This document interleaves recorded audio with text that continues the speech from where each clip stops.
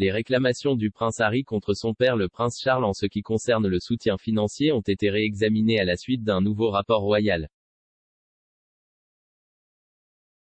Le rôle du prince Charles dans le soutien du départ du prince Harry et de Meghan Markle de la famille royale a été souligné.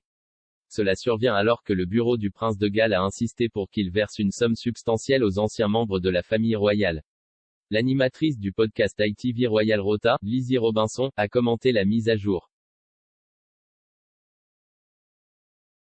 Elle a déclaré aux auditeurs: « Nous savions que le prince Charles avait voulu les aider à déménager.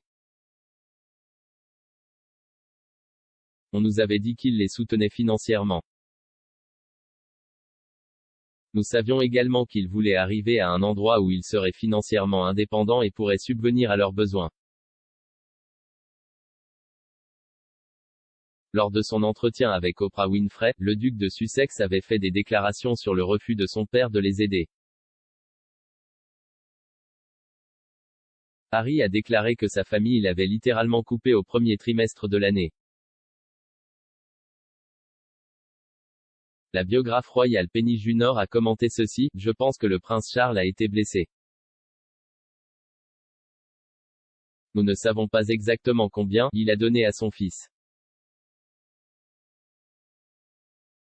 Mais cela pourrait coûter jusqu'à 2 millions de livres sterling pour voir Harry faire sa première incursion dans l'indépendance. » Elle a poursuivi: « C'est une sacrée somme d'argent. Je pense que Harry était juste extraordinairement ingrat et peu aimable. Suggérer que son père venait de lui couper la parole était très blessant. » La famille royale a publié ses finances annuelles, le Sovereign Grand Report, qui comprenait le dernier trimestre où les Sussex faisaient partie de l'institution. Les comptes de Clarence House montrent que Charles a continué à donner de l'argent au couple du duché de Cornouailles jusqu'au début de l'été environ, qui est également le premier trimestre fiscal de l'année. Cela reflète les affirmations de Harry selon lesquelles c'est le moment où le financement a été coupé. Un porte-parole des Sussex a riposté aux accusations selon lesquelles les délais ne correspondaient pas. Il est inexact de suggérer qu'il y a une contradiction.